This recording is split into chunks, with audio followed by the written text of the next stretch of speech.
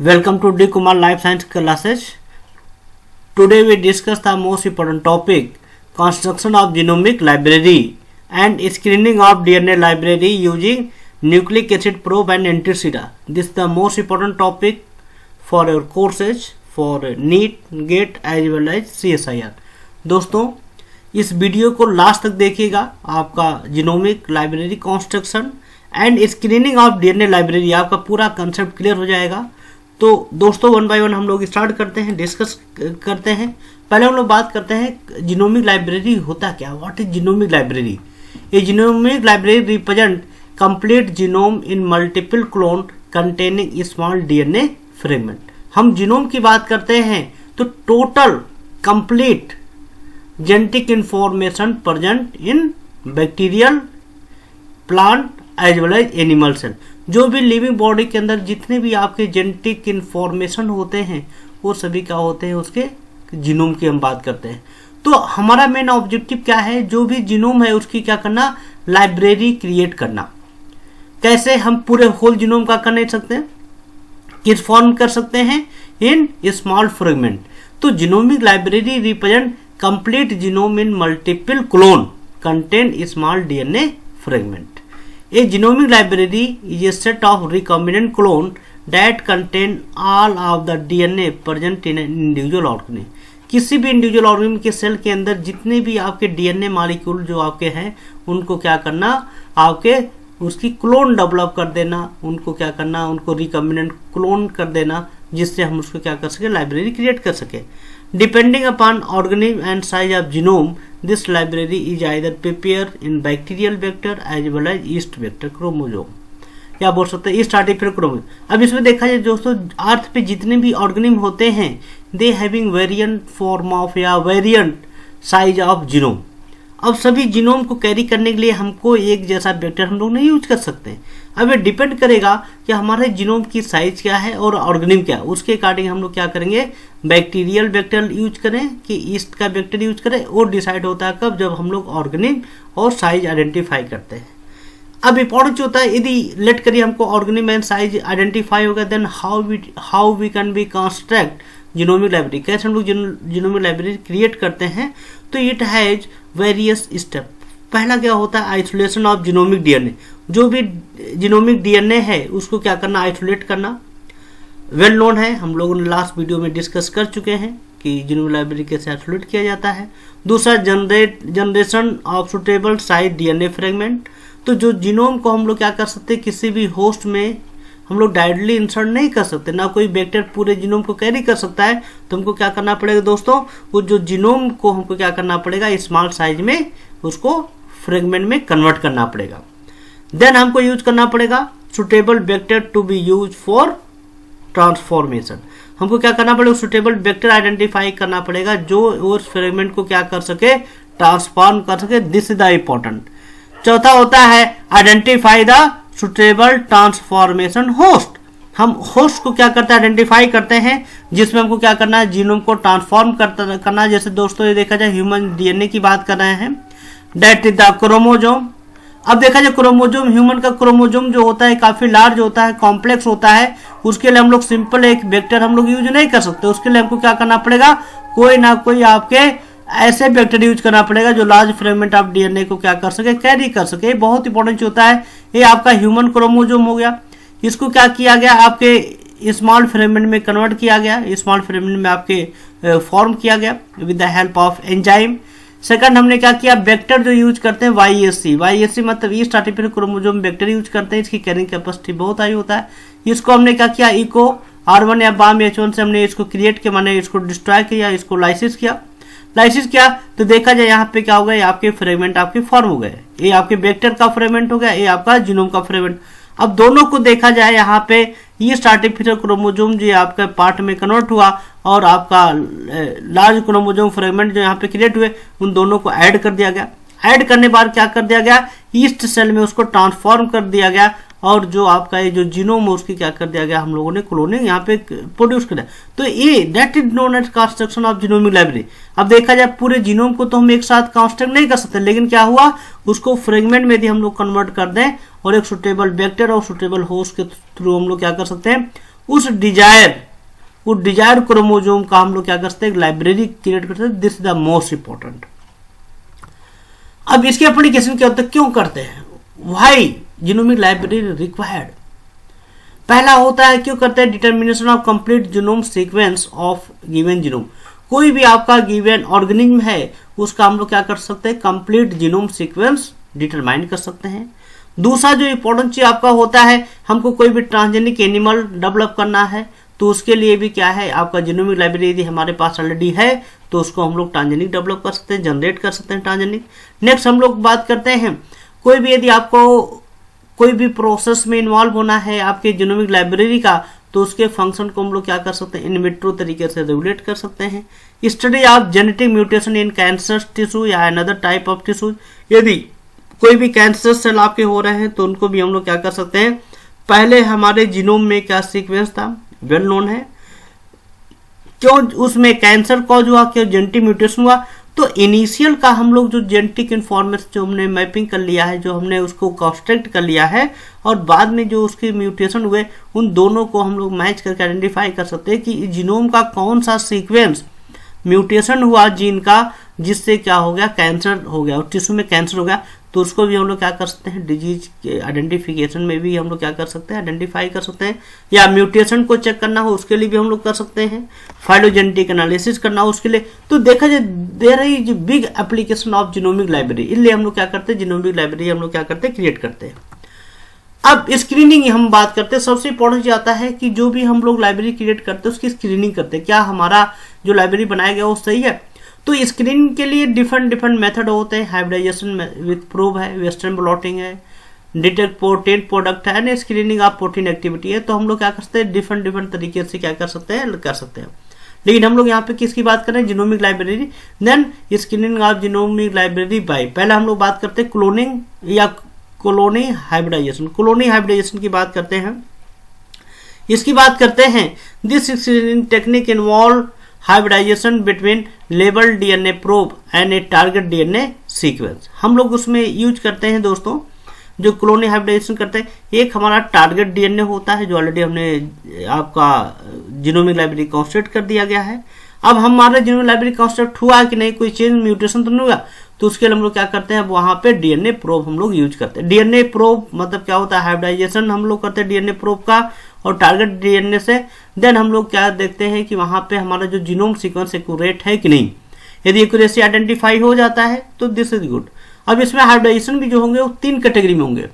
पहला होगा कंप्लीट की बात करते हैं, डेट इज द 100% हाइब्रिडाइजेशन, मतलब क्या, यदि आपका 100% मैचिंग हो गया, इसका मतलब क्या, हमारा जो जीनोमिक लाइब्रेरी बनाया गया वो बिल्कुल सही है। लेट करिए हमारा यदि 50% होता है, 50% मैच करता है, 50% मैच नहीं करता है, इसका मतलब क्या है, 50% तो जीनोमिक लाइब्रेरी का है, लेकिन 50% जो हो गया, कोई ना कोई फैक्टर क्या किया, उसके जीन में म्यूटेशन कर दिया, तो कहीं ना कहीं क्या करेगा, आपका इनकम्प्लीट दिखाएगा, पार्शियल दिखाएगा, पार्शियल बोल सकते हैं, पार्शियल हाइब्रिडेशन दिखाएगा।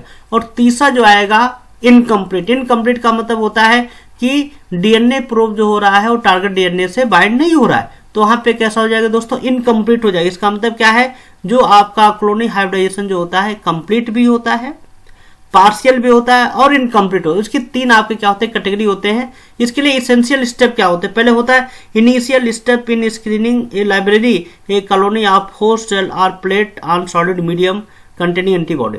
अब इसमें दोस्तों पहले हम लोग क्या करते हैं, जो उस कॉलोनी का हमको क्या करना है, आपको आइडेंटिफाई करना है, तो हम लोग क्या करेंगे, उस कॉलोनी होस्ट को क्या करेंगे, किसी भी सॉलिड मीडिया में जिसमें एंटीबायोटिक आपके डिजायर एंटीबायोटिक ऐड करते हैं, और उस मीडिया में क्या करते हैं, उस हम लोग होस्ट को ग्रो करते हैं। जब आपका ग्रो हो जाने बाद when A discrete colony is form on plate, जब आप प्लेट में देखेंगे वहां पे डिस्क्रीट कॉलोनी आपकी बनके तैयार हो जाएगी। देन हम लोग क्या करेंगे, उसको नाइट्रोसेलुलोज पे या नाइलॉन पेपर पे क्या कर लेते हैं, उसको ट्रांसफॉर्म कर देते हैं और एक सॉलिड मैट्रिक्स बना लेते हैं। तो अब देखा जाए दोस्तों, जब हमारा प्लेट रेडी हो गया, देन हम उसको सॉलिड मैट्रिक्स बना देते हैं नाइट्रोसेलुलोज पेपर पे। Once the cell are attach on to solid membrane, तो सॉलिड मेम्ब्रेन या सॉलिड मैट्रिक्स पे यदि आपका अटैच हो गया तो क्या हो जाएगा, उस सेल को हम क्या करें, लाइसिस करेंगे, उसके बाद डीप्रोटीनेट करेंगे और रिलीज कर देंगे DNA is denature by alkaline agent reagent. Then हम क्या करेंगे, उसको डीनेचर करेंगे। नेक्स्ट होने के बाद क्या करेगा, द लेबल डीएनए प्रोब। अब हमारा देखा जाए डीएनए डीनेचर हो गया, मतलब सिंगल स्टैंडर्ड फॉर्म में कन्वर्ट हो गया, चेंज हो गया, ठीक, किस पे, नाइट्रोसेलुलोज पेपर पे। अब देन हम लोग क्या करेंगे, जो डीएनए प्रोब है, नेक्स्ट स्टेप में हम लोग क्या करते हैं, जो डीएनए प्रोब है हम उसको क्या करेंगे, उसके अंदर मिक्स कर, अब मिक्स करेंगे, देन क्या हो जाएगा, अभी हम लोगों ने बात किया हमारा जो वहां पे आइडेंटिफाई करेंगे कि आखिर में आपका बॉन्डिंग हुआ कि नहीं। यदि बॉन्डिंग होता है तो इसका मतलब क्या है, वहां पे वेल क्लियर है, मतलब हाइब्रिडेशन हुआ। यदि आपका बॉन्डिंग नहीं है, यदि हम उसको वॉश करें तो क्या हो जाएगा, प्रॉपर वे से वॉश हो जाएगा। तो इसका मतलब क्या है, यदि हम उसको ऑटो रेडियोग्राफी से डिटेक्ट करें, यदि वहां पे हाइब्रिडाइज दिख रहा है, कंटेनिंग हो रहा है, तो इसका मतलब क्या है, आपका हाइब्रिडाइजेशन आपका हुआ, मतलब आपका जो डीएनए लाइब्रेरी बनाया बिल्कुल सही है, ठीक। और वहां पे हम लोग क्या कर लेते हैं, एक्स-रे फिल्म क्रिएट कर लेते हैं, और वहां पे क्या होता है, एक डार्क स्पॉट आ जाता है। डार्क स्पॉट आने मतलब क्या हुआ, हाइब्रिडाइजेशन हुआ है। डार्क स्पॉट नहीं आया, इसका मतलब क्या, हाइब्रिडाइजेशन नहीं हुआ। तो ये बहुत इंपॉर्टेंट आपका प्रोसेस आपका होता है, ये आपका देखा जाए ये प्रोसेस होता है। This is the membrane. Membrane पे हमने क्या कर दिया, आपका पेटिडिस लिया, पेटिडिस में देखा जाए यहाँ पे हम लोगों ने कॉलोनी यहाँ पे डेवलप कर दिया। इस कॉलोनी को क्या कर दिया गया, हम लोग लाइसिस करते हैं, माने जो आपका सेल आपके होते हैं उसको लाइसिस करते हैं और डीएनए को डीनेचर करके फिक्स करते हैं। डीनेचर का मतलब होता है जो डबल स्टैंडर्ड था सिंगल स्टैंडर्ड में क्या हुआ, यहाँ पे कन्वर्ट हुआ। अब देखा जाए डीएनए, देखा जाए यहाँ पे जो स्पॉट आपके हैं यहाँ पे फिक्स कर दिया गया, ठीक। देन हम लोग उसमें क्या इंसर्ट करते हैं, लेबल प्रोब। ये लेबल प्रोब जो हम लोग इंसर्ट करेंगे तो आप देखेंगे कि यहाँ पे आपको आइडेंटिफाई भी नहीं हो रहा है, यहाँ पे इंक्यूबेट कर देगा। लेकिन जब हम लोग विजुअलाइज करते हैं तो देखा जाए यदि यहाँ पे स्पॉट पाया गया, इसका मतलब क्या है, डीएनए हाइब्रिडाइजेशन हुआ। यदि स्पॉट नहीं पाया जाता तो अब इसमें क्या हुआ, डीएनए हाइब्रिडाइजेशन। अब देखा जाए दोस्तों, स्पॉट यहाँ पे कितने आए, 3, और यहाँ पे देखा जाए डीएनए जो आपके कितने आपके थे, 11। अब देखा जाए इसका मतलब क्या है, इसमें जो 8 जो आपके डीएनए और भी थे वो क्या हुआ, वो हाइब्रिडाइज नहीं हुए, उसको वॉश करने से क्या हुआ, रिमूव हो गया। अनहाइब्रिडाइज प्रोब क्या हो गए, माने रिमूव हो जाते हैं, लेकिन जो हाइब्रिडाइज हो गए वो क्या हुए, यहाँ पे आइडेंटिफाई हो गए। तो इसी क्या बोलते हैं हम लोग, कॉलोनी हाइब्रिडाइजेशन, यही होता है, बहुत इंपॉर्टेंट टेक्निक होता है। दूसरा होता है प्लेग हाइब्रिडाइजेशन होता है। प्लेग हाइब्रिडाइजेशन ये technique use in molecular biology for identification of recombinant phase. ये आपका क्या होता है, रिकॉम्बिनेंट फेज को आइडेंटिफाई करने में क्या करता है, हेल्प करता है। इसमें हम लोग डिटेक्ट करते हैं, आपके चाहे बैक्टीरिया की कॉलोनी हो चाहे बैक्टीरियोफेज की कॉलोनी हो, उसके थ्रू हम लोग क्या करते हैं, आइडेंटिफाई कर लेते हैं। तो इसकी स्टेप क्या होते हैं, पहले हम लोग जो स्टेप की बात करते हैं, सबसे पहले हम लोग क्या करते हैं, आपके एगार मीडिया में जो बैक्टीरिया कल्चर को हम लोग क्या करते हैं, लैंड करते हैं, माने बैक्टीरिया कल्चर वहां पे क्रिएट करते हैं। जब क्रिएट हो जाने बाद क्या होता है, फेज पार्टिकल का डीएनए उस पर इंसर्ट कर देते हैं। जो भी आपका बैक्टीरिया का लान वहां पे डेवलप हो गया, लेयर डेवलप हो गया है, वहां पे हम लोग क्या करते हैं, several thousand of phage particle containing insert DNA are spread on the lawn of bacteria. जो बैक्टीरिया का लान होता है उसके ऊपर क्या करेंगे, स्प्रेड कर देंगे, क्यों, आपके फेज पार्टिकल का जो DNA. Phage infect bacteria and plaque are obtain. यदि वहां पे इन्फेक्शन हो जाता है तो प्लेग वहां पे क्या हो जाएगा, आपका फॉर्म हो जाएगा। These are transfer to nitrocellulose paper. Then हम लोग क्या करेंगे, नाइट्रोसेलुलोज पेपर पे उसको ट्रांसफर कर लेते हैं और डीएनए को डीनेचर करके सिंगल स्टैंडर्ड में क्या कर लेते हैं, कन्वर्ट कर देते हैं और सॉलिड मैट्रिक्स पे उसको फॉर्म कर देते हैं। फॉर्म करने के बाद हम लोग क्या करेंगे, उसमें लेबल जो डीएनए है प्रोब उसमें ऐड कर देते हैं। ऐड करने बाद यदि वहां पे बाउंड हो गया तो माने हाइब्रिडेशन यदि हो गया तो गुड है, उसको हम लोग क्या करेंगे, एक्स-रे फिल्म में ऑटो रेडियोग्राफी से क्या करेंगे, आइडेंटिफाई कर लेते हैं। यदि वहां पे बाउंडेड नहीं है तो कोई स्पॉट आपका नहीं आएगा। जैसे यहाँ पे देखा जाए दोस्तों, ये आपका फिल्टर हो गया, ये आपका यहाँ पे हम लोगों ने एक बैक्टीरिया का लेयर फॉर्म कर दिया। जब इसको फिल्टर करने बाद हमने इसमें क्या किया, डीएनए प्रोब इंसर्ट कर दिया गया, तो देखा जाए यहाँ पे हाइब्रिडेशन यदि होता है तो देखा जाए दोस्तों, जहां पे आपका स्पॉट अपीयर हुआ मतलब क्या है, वहां पे हाइब्रिडेशन आपका हुआ, बाकी आपका नहीं हुआ। तो देखा जाए यहाँ पे देखा जाए इतने आपके कल्चर थे, जब डीएनए प्रोब इंसर्ट किया गया उसको डिटेक्ट किया गया फोटोग्राफिक थ्रू, तो क्या हुआ, देखिए यहाँ पे एक स्पॉट बन गया। इसका मतलब क्या है, यहाँ पे क्या हो गया, आपके फ्लैग हाइब्रिडेशन क्या हुआ, यहाँ पे क्रिएट हुआ। तो ये बहुत इंपॉर्टेंट होता है फ्लैग हाइब्रिडेशन, इसलिए बोलते हैं क्योंकि हम लोग डायरेक्टली क्या करते हैं, बैक्टीरिया सेल में क्या करते हैं, आपका डीएनए इंसर्ट करते हैं। मतलब क्या है, उसका प्रोब को हम लोग क्या करते हैं, हाइब्रिडाइज करते हैं, किसमें, सॉलिड मीडियम। इसी का हम लोग क्या होते हैं, प्लेग हाइब्रिडाइजेशन बोला जाता है, बहुत इंपॉर्टेंट होता है। तीसरा होता है एंटीसेरा की बात कर रहे हैं या इम्यूनोलॉजिकल स्क्रीनिंग की बात करते हैं। This method can be use as alternative to DNA probe. यदि हमारा डीएनए प्रोब नहीं है then we can use immunological screening. The cell are allowed to transcribe and translate in the presence of protein can be identify by corresponding antibody molecule. तो जो भी हमारा जो DNA molecule transcribe हो रहा है या ट्रांसलेट होकर के प्रोटीन फॉर्म करा है, उसको हम लोग आइडेंटिफाई करेंगे किससे? एंटीबॉडी से। इन तो उसको क्या होता है? एंटीसीरा। द टेक्निक इज, ये टेक्निक क्या होता है? पहला हम लोग क्या करते हैं? डिस्क्रीट कॉलोनी और form on the of the master plate. जो भी हमारा मास्टर प्लेट होता है उसकी हम लोग क्या करते हैं? कॉलोनी वहां पे क्रिएट कर देते हैं। देन क्या करते हैं? Transfer sample of cell from each colony to nitrocellulose paper. मतलब क्या है? जो भी हम लोग कॉलोनी डेवलप कर लेते हैं उसको नाइट्रोसेलुलोज पेपर पे क्या करेंगे? ट्रांसफॉर्म करेंगे। जब ट्रांसफॉर्म करेंगे तो सेल को हम अलाउड करते हैं कि उसमें क्या जाए? ट्रांसक्रिप्शन ट्रांसलेशन प्रोसेस हो जाए। Then transcription translation process allow the cell to transcribe and translate the cell are lyse and protein are bound to matrix। तो वहां पे क्या होगा? सेल को हम लोग लाइसिस करके क्या कर प्रोटीन वहां पे बाउंड कर लेते हैं। अब देखा जाए, पहले हम लोग प्राइमरी एंटीबॉडी ट्रीटमेंट करते हैं। प्राइमरी एंटीबॉडी ट्रीटमेंट जो हम लोग करेंगे तो क्या होगा? प्राइमरी एंटीबॉडी क्या करेगा? वो प्रोटीन से जाकर के बाइंड कर लेगा। जो आपका बैक्टीरिया का जो है जीनोम है तो क्या करेगा? वहां पे जो आपका डीएनए आरएनए से प्रोटीन बनता है तो उस प्रोटीन से जो प्राइमरी एंटीबॉडी क्या करेगा? वहां पे जाकर क्या करेगा? बाउंड कर लेगा। जब प्राइमरी एंटीबॉडी बाउंड कर लिया देन ऐड करेंगे क्या? Secondary antibody. सेकेंडरी एंटीबॉडी क्या करेगा? प्राइमरी एंटीबॉडी से क्या करेगा? वहां पे एक रिएक्शन के थ्रू क्या हो जाएगा? वहां पे बाइंड हो जाएगा। बाइंड हो जाने के बाद क्या करेंगे? एक colony on the master plate that correspond to a positive response on the matrix is identified. Then हम लोग क्या करेंगे?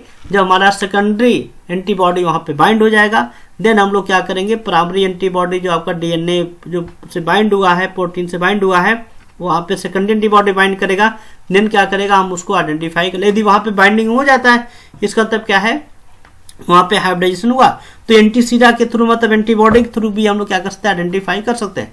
ये देखा जाए दोस्तों, यहाँ पे इस स्ट्रक्चर में क्लियर हो गया होगा आप लोग को। लेट द मास्टर प्लेट, इस मास्टर प्लेट को हमने ट्रांसफर किस में किया? आपके नाइट्रोसेलुलोज मेम्ब्रेन में। अब देखा जाए यहाँ पे जब आपका ट्रांसलेशन हुआ, ट्रांसलेशन हो जाने बाद यहाँ पे क्या हुआ? प्रोटीन यहाँ पे फॉर्म हो गए। अब प्राइमरी एंटीबॉडी जब हम इसमें ऐड करेंगे तो इस प्रोटीन से क्या हुआ? प्राइमरी एंटीबॉडी देखिए यहाँ दोस्तों जाकर के बाइंड कर लिया। जब प्राइमरी एंटीबॉडी बाइंड कर लिया देन ऐड करेंगे क्या? सेकेंडरी एंटीबॉडी जो एंजाइम लिंक्ड होता है। देन क्या हुआ? प्राइमरी एंटीबॉडी से सेकेंडरी एंटीबॉडी यहाँ पे बाइंड हो गया। जब सेकेंडरी एंटी बाइंड हो गया देन हम लोग यहाँ पे क्या करते हैं? ऑटो रेडियोग्राफिक थ्रू यहाँ हम लोग यहाँ पे स्क्रीनिंग करते हैं। तो यदि यहाँ पे देखा जाए यदि बॉन्डिंग हुआ तो यहाँ पे एक की स्पॉट, जहां पे बॉन्डिंग होगा वहां पे एक की स्पॉट्स हो जाएगा। ये स्पॉट क्या करेगा? डिटेक्शन ऑफ डीएनए या जीनोमिक लाइब्रेरी। इससे हम लोग क्या करें? डिटेक्ट। बाकी जगह तो आपका नहीं हुआ, यहाँ पे देखिए नहीं हुआ। क्यों नहीं हुआ? क्योंकि यहाँ पे एंटीबॉडी आपका बाइंड नहीं किया प्रोटीन से, तो यहाँ पे बाइंडिंग हो, इसका मतलब क्या आपका एक क्लियर हो गया। सी डीएनए कंस्ट्रक्शन लाइब्रेरी की हम लोग बात करेंगे नेक्स्ट लेक्चर में। थैंक यू दोस्तों, ऑल द बेस्ट। इस वीडियो को लास्ट तक आपने देखा, थैंक यू। इस वीडियो को आप शेयर करिए। आपका एक शेयर किसी एक बच्चे का कैरियर डेवलप कर सकता है। शेयर करिएगा, लाइक करिएगा, कमेंट्स लिखिएगा। नेक्स्ट लेक्चर हम लोग बात करेंगे C DNA library construction. Thank you, all the best.